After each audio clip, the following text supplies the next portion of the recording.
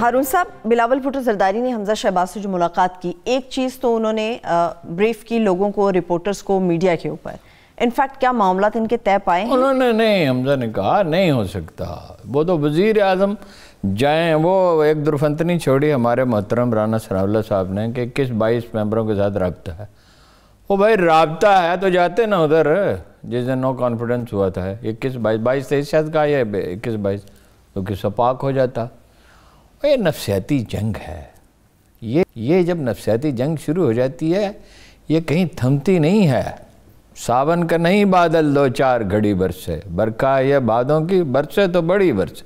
یہ چلتی رہے گی، یہ سینٹ کے الیکشن پہ بھی ختم نہیں ہوگی. سینٹ کے الیکشن کے بعد پھر اب مہم شروع کریں گے. وہ دیکھیں میڈیا میں سپیس چاہتے ہیں، سرکاری افسروں پہ دباؤ رکھنا چاہتے ہیں، کام نہ کریں. عوام کو یہ تاثر دینا چاہتے ہیں حکومت کمزور ہے، وہ دباؤ میں رہے، کچھ ڈیلیور نہ کر سکے، کوئی کام نہ کرے، اس کی کمزوری کا تاثر اجاگر ہوتا رہے. اور سپیکر کے خلاف اگر ویسی ہی خرید و فروخت ہوتی ہے، اسی طرح اجازت دی جاتی ہے خرید و فروخت کی، اور الیکشن کمیشن اسی مثالی کارکردگی کا مظاہرہ کرتا ہے جس کا وہ مدعی ہے، تو وہ بھی ہو سکتا ہے. اور وہ بڑا حساب شکن مرحلہ ہوگا. عمران خان پہ دباؤ ہے 3 چیزوں کے لیے. ٹھیک. کل انہوں نے جو کرپشن کے خلاف بہت زیادہ ذکر کیا، اور پرسوں، اور وہ اپنا جو بات کی کہ وہ NOR دے دیا مشرف نے، اور یہ اور وہ، اس میں اداروں کے لیے بھی پیغام تھا. 3 چیزوں کے لیے دباؤ ہے. مریم کو جانے دو، ٹھیک ہے.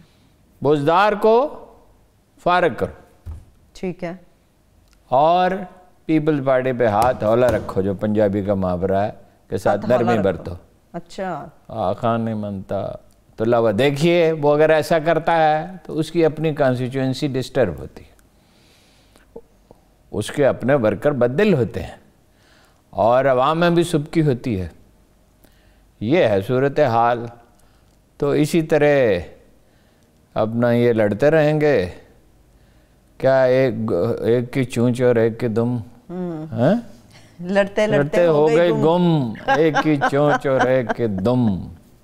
اب پتہ نہیں دم کس کی ہوگی اور چونچ کس کی ہوگی. لیکن ہارون صاحب، عمران خان صاحب نے اخلاقیات کا ہائی مورل گراؤنڈ کا پیمانہ یہ خود ہی طے کیا ہے کہ اب ورکر ان کو پیچھے ہٹنے نہیں دے گا. وہ آدمی اپنی قیدی ہو جاتا ہے نا. دیکھیے اب میں انڈیا کی مثال دیتا ہوں، ہمیں بات بھی اس پہ کرنی ہے. جی جی. انڈیا میں کل تک وہ یہ کہتے تھے چین اور پاکستان دونوں کو شکست دے سکتے ہیں، اور بڑا خم ٹھوک کے کھڑے ہوئے تھے، اور پاکستان کے خلاف تو خاص طور پہ. پھر کیا ہوا؟ ایک دن انہوں نے پاکستان سے امریکی دباؤ آیا، اس کی مصالحت کی پاکستان فوجی افسروں کی سطح پہ ہوئی، مگر ہوئی تو صحیح نا. چین کو انہوں نے لداخ کا بڑا علاقہ دے دیا، پیانگ یانگ جھیل تک، اور ہمیشہ کے لیے دے دیا. وجہ کیا ہوئی؟ وجہ یہ ہوئی کہ بھارتی ماہرین معیشت نے چیخنے شروع کیا، انویسٹمنٹ تو نہیں آئے گی یورپ اور امریکہ سے. یورپ نے تو چین کے ساتھ معاہدے کر لیے، اور اتنی بڑی مصیبت میں یورپ مبتلا ہے اور امریکہ مبتلا ہے کرونا کی وجہ سے. وہ کرونا سے آپ نے کہا تھا مقامی صورتحال بات کرنے، وہ بھی کریں گے. اچھا، وہ اپنا 2000 بلین ڈالر کا نیا پیکیج دیا امریکی حکومت نے. تو ان کے پاس پیسے کہاں ہیں انڈیا میں انویسٹ کرنے کے لیے؟ یورپ کے پاس کہاں؟ لے دے کے چین ہے جس میں مودی نے پابندی لگا دی تھی کہ نئے پروجیکٹ نہیں کر سکتے ان کی سروسز کے اوپر. اب وہ پابندی انڈین ماہرین معیشت نے کہا، اس میں سرکاری لوگ بھی شامل ہیں، کہ صرف چین بچا ہے کرونا سے، پیسہ ہے اس کے پاس انویسٹ کرنے کے لیے، اور اگر وہاں سے انویسٹمنٹ نہیں آئے گی تو ہماری معیشت کا تو بیڑا غرق ہو جائے گا. چنانچہ سوائے حساس قومی معاملات کے ایسے اداروں میں جن کی کوئی قومی نوعیت کی، دفاعی نوعیت کی سینسٹیوٹی ہو، باقی انہیں اب کھلی اجازت دے دی گئی ہے. وہ انہوں نے کہا چینی ہو، امریکی ہو، جاپانی ہو، جو بھی ہو انویسٹ کرے، کیونکہ معیشت کی حالت تو خراب ہے وہاں پہ. اور کوئی چین کی تو معیشت اس تیزی سے ترقی کر رہی ہے، اس کے باوجود یہ کرونا والا اس سے صدمات سے وہ گزر گئے ہیں کہ اندازہ یہ ہے کہ 7 سال بعد 2028 کے بعد 2028 میں 2028 میں دنیا کی سب سے بڑی معیشت ہوگی روایتی پیمانے سے ماپا جائے. بعض لوگ تو کہتے ہیں اب بھی بڑی ہو چکی ہے, ان کے پاس ہی فالتو سرمایہ, امریکہ کے پاس تو کوئی فالتو سرمایہ نہیں, وہ تو زوال کی طرف گامزن ہے. تو اس کے بعد کیا چارہ رہ گیا؟ وہ میں نے سوچا کہ ہم بھی کر سکتے تھے چین کو آمادہ بڑی پیمانے کی انویسٹمنٹ پہ. انہوں نے ایرانیوں کو آفر کی, انڈیا میں کر رہے ہیں, اور ہم تو ان کے اسٹریٹجک پارٹنر ہیں.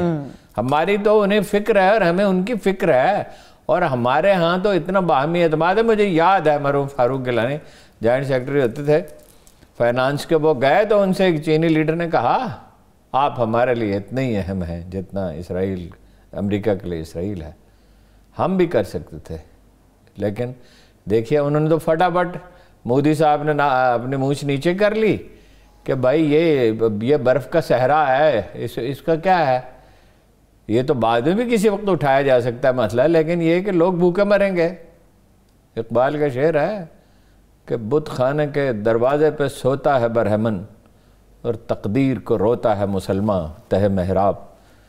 تو ہم وہ حالات سازگار کرنے کے لیے تیار نہیں ہیں کہ یہاں دنیا کی انویسٹمنٹ ہو. یہ ٹیررزم پہ خدا کر کے کچھ پیش رفت ہوئی, اس میں بھی پوری نہیں ہوئی. ادارے کوئی تعاون نہیں کر رہے صحیح معنوں میں, یعنی جس طرح کی سرگرمی ایف آئی اے کی ہونی چاہیے, پولیس کی ہونی چاہیے, وہ نظر نہیں آتی. اچھا ٹیکس آپ لے نہیں رہے, ایف بی آر والے نوچ کے خون تو کیا ہڈیاں بھی نہیں چھوڑتے, سب کچھ کھا گئے شائلاک کی طرح, اور آپ اس کی اصلاح کی کوئی فکر نہیں ہے, بس ہر وقت لڑنے مرنے کے لیے تیار ہے. ٹھیک ہے ہارون صاحب, مجھے 2 اہم سوال آپ سے کرنے, کیونکہ اگلے ہفتے جب ہمارا پروگرام دوبارہ سے آئے گا تب تک چیئرمین سینٹ کا انتخاب ہو چکا ہوگا. اگر 1 منٹ کے لیے فرض کر لیجئے یوسف رضا گیلانی صاحب چیئرمین سینٹ منتخب ہو جاتے ہیں تو پھر کیا ہوگا؟ کچھ بھی نہیں ہوگا, پلاؤ کھائیں گے احباب فاتحہ ہوگا, کچھ بھی نہیں ہوگا. آپ کا خیال ہے کہ گیلانی صاحب, دیکھیے وہ ٹھیک ہے جو انہیں وزیر اعظم بنایا تھا تو وہ زرداری صاحب کے اشارہ ابرو پہ چلتے تھے, وہ دوسری بات ہے, ٹھیک ہے, لیکن چیئرمین سینٹ کی حیثیت سے ایک تو یہ ہے کہ فرق بہت تھوڑا ہے.